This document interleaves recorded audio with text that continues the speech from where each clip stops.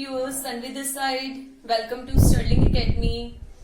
Last lecture में हम लोगों ने क्लास 9th का political science chapter constitutional design discuss किया था, जिसमें हम लोगों ने डिस्कस किया था why do we need a constitution, हमें कॉन्स्टिट्यूशन की जरूरत होती क्यों है, राइट।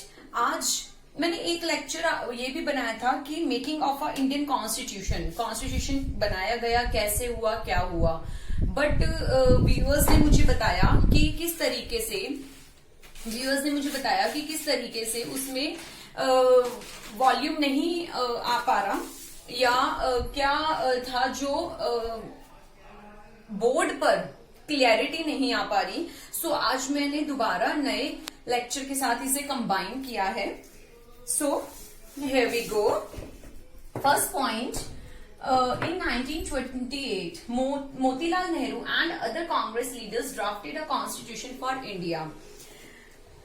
इस पॉइंट को बताने से पहले मैं आपको ये बताऊंगी कि south Africa, Indian constitution was also drawn up under adverse condition. India का जो कॉन्स्टिट्यूशन था उसको क्या इजीली बना दिया गया था? नहीं। इतनी बड़ी कंट्री, ह्यूज कंट्री का कॉन्स्टिट्यूशन बनाने में बहुत प्रॉब्लम्स आई थी, बहुत कुछ हुआ था। Making of the Indian constitution for a huge and diverse country like India was not an easy task. Peoples of India had to struggle, उनको बहुत स्ट्रगल करना पड़ा था। आप लोग भी जानते हैं, ये मैं भी जानती हूँ कि 100 साल लग गए थे। फॉरेनर्स जो थे हमारे ऊपर राज कर रहे थे, उनसे फ्रीडम लेने के लिए हमें बहुत टाइम लगा था, लोगों ने स्ट्रगल भी किया था। सो न्यू इंडिया बनाने के लिए, कॉन्स्टिट्यूशन फॉर्म करने के लिए मोतीलाल नेहरू जी और उनके 8 लीडर्स जो थे उन्होंने वर्कआउट किया था, कॉन्स्टिट्यूशन बनाया था। Second point, in 1931 the resolution at the Karachi session of the Indian National Congress mainly dealt, अधिवेशन, डियॉल्ट का मतलब यहाँ पे होता है अधिवेशन चलाया गया on how independent India constitution should look like, किस तरीके से हमारा इंडिपेंडेंट इंडिया का जो कॉन्स्टिट्यूशन है वो होना चाहिए। Both the documents were committed to the inclusion of universal adult franchise, right to freedom and equality to protecting the rights of minorities in the Constitution of Independent India. Next point, elections were held in 1937 to provincial legislature and ministry all over the British India. जो British जो थे वो non democratic शासन था। जो British थे उनका जो शासन था वो नॉन डेमोक्रेटिक था। उनकी जो स्थिति थी, जो उनकी जगह थी, वो वीक होती चली गई। इससे जब वो वीक हुए तो हमारे जो लीडर्स थे उनको मौका मिल गया, वो स्टेबल हुए, राइट। इंडियंस को काम करने का मौका मिला, उनके पास उनके इंस्टीट्यूशन में काम करने का मौका मिला, उन्होंने एक्सपीरियंस गेन किया, ताकि वो जब इंडिपेंडेंट इंडिया हो तो अपनी यूनिवर्सिटीज, अपनी इंस्टीट्यूशंस वो एस्टैब्लिश कर सके। उन्होंने कहीं काम किया होगा, सर्विस की होगी, या उनको काम करने का एक्सपीरियंस होगा, तभी तो वो अपना सेटअप डाल सकते हैं ना, right. Next point, the Indian Constitution adopted many institutional details and procedures from colonial laws like the Government of India Act 1935. यहाँ पर मैंने आपको ये भी बताया था कि आरबीआई की जो एस्टेब्लिशमेंट है, रिजर्व बैंक ऑफ इंडिया की एस्टेब्लिशमेंट है, वो 1935 में हुई थी। इससे कॉन्स्टिट्यूशन फ्रेम करने के लिए, इस पॉइंट से मेरे को कुछ बात याद आई कि इस कॉन्स्टिट्यूशन को, इससे क्या हुआ, कॉन्स्टिट्यूशन फ्रेम करने के लिए सोचने का हमारे जो लीडर्स थे उनको मौका मिला, उनको टाइम मिला, और अदर कंट्रीज में वो अपनी शर्तों पे काम कर सकते थे। Last point, Indian leaders were inspired by the idols of French revolution, Russian revolution और अमेरिकन रिवोल्यूशन। जो इंडियन लीडर्स थे वो इंस्पायर हुए रशियन रिवोल्यूशन से, अमेरिकन रिवोल्यूशन से और फ्रेंच रिवोल्यूशन से। उन्होंने ये देखा कि किस तरीके से, कैसे हैंडल किया, अदर कंट्रीज ने कैसे हैंडल किया, क्या हुआ, और हमें बहुत कुछ सीखने को मिला, राइट। क्या हमारी कंट्री के लिए सूट होगा, क्या अच्छा रहेगा हमारे कॉन्स्टिट्यूशन के लिए, तो इसके लिए क्या कॉन्स्टिट्यूशन के लिए यूजफुल होगा, इसके लिए उन्होंने बड़े स्टेप लिए। नेक्स्ट टॉपिक मेरा कॉन्स्टिट्यूएंट।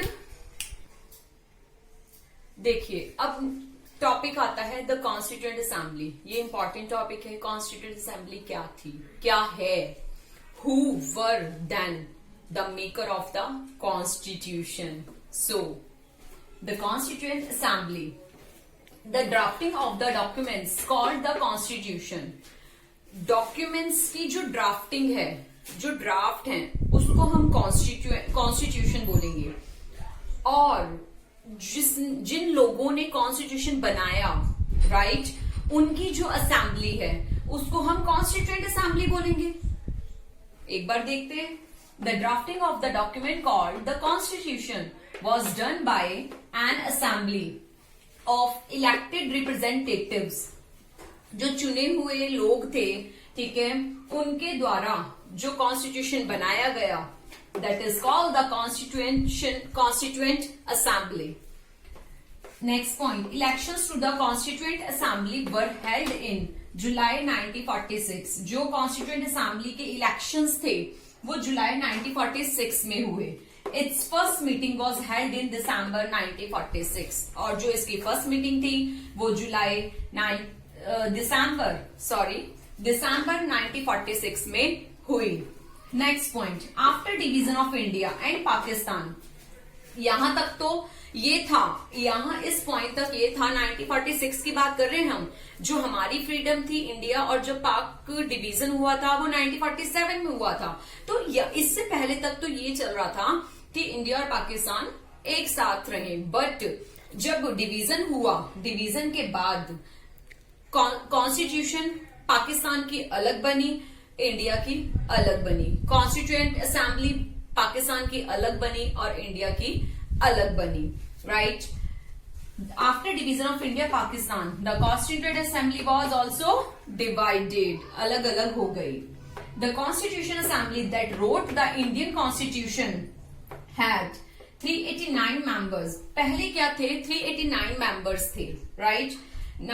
इन दिसंबर 1946 से जून 1947 तक, जब तक हमारा इंडिया को फ्रीडम नहीं मिली थी, अगस्त 1947 में हमारे इंडिया को क्या मिली थी, फ्रीडम मिली थी। तो यहां तक हमारे पास 389 मेंबर्स थे, बट 299 मेंबर्स रह गए थे इन जून 1947 से लेकर इन जून 1947 टू जैन 1950, ठीक है। तो जो आगे मेंबर्स काउंट होते हैं 299 मेंबर्स हैं। एनसीईआरटी की बुक में जस्ट 299 मेंबर्स लिखे हुए हैं, बट जब आप इस चीज में डेप्थ में स्टडी करेंगे तो आपको प्रॉपर नॉलेज मिलेगी कि 389 मेंबर्स जो थे वो जून 1947 तक थे, राइट, जब बनी थी। बट जब फ्रीडम मिली, जब डिवीजन हुआ, तब हमारे 299 मेंबर्स रह गए थे।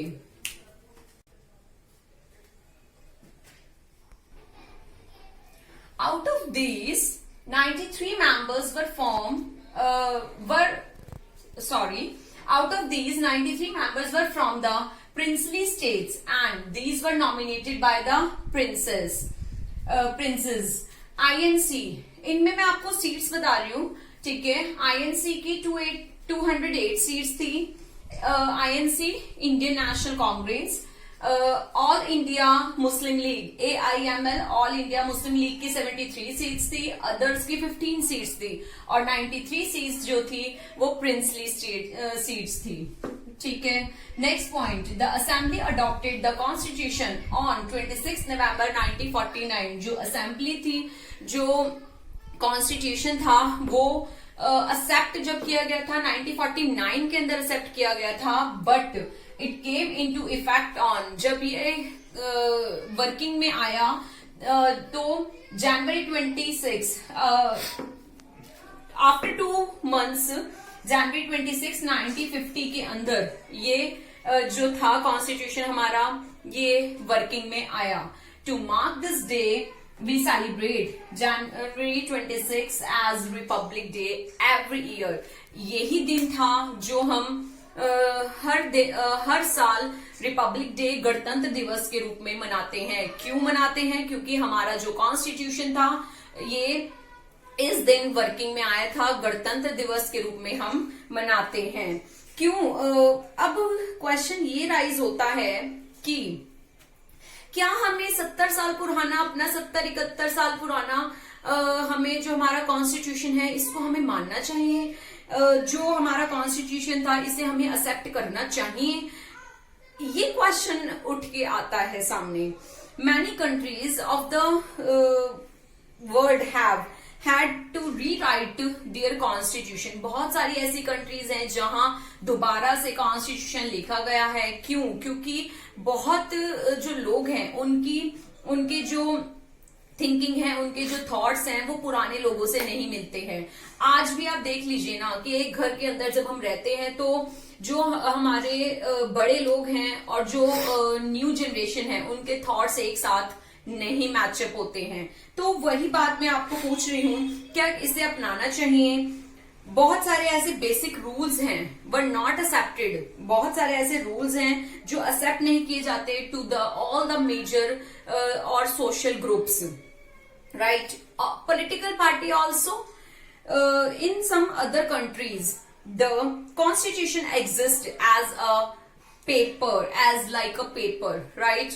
No one follow the constitution, no one actually follow it.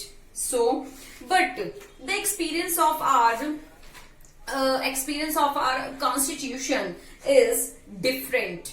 Several groups have questioned some provisions of the constitution, but no large groups, social groups has ever question. बहुत सारी ऐसी ग्रुप्स थे जिन्होंने क्वेश्चन तो उठाया है बट अपने constitution पे क्वेश्चन हमेशा के लिए नहीं रह पाया, right?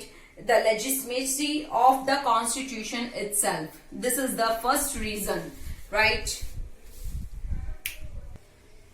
The second reason for accepting the constitution is that the constituent assembly represented the people of India. Second reason ये था कि जो कॉन्स्टिट्यूएंट असेंबली को बनाने वाले लोग थे वो इंडियंस थे, इंडियन पीपल थे, इंडिया का खून था, वो कोई बाहर के लोग नहीं थे। इसलिए कॉन्स्टिट्यूएंट जो असेंबली है, जो कॉन्स्टिट्यूशन है, उसको हम एक्सेप्ट करते हैं और हम एक्सेप्ट करेंगे भी। क्यों नहीं करेंगे? क्योंकि जो हमारे पीपल्स हैं, जिन्होंने हमारा कॉन्स्टिट्यूशन बनाया, वो एक इंडियंस थे, right? No universal adult franchise at that time.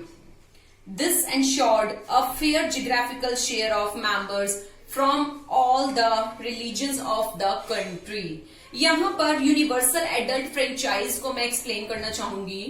Universal adult franchise ये होता है कि every citizen of India who is at least 18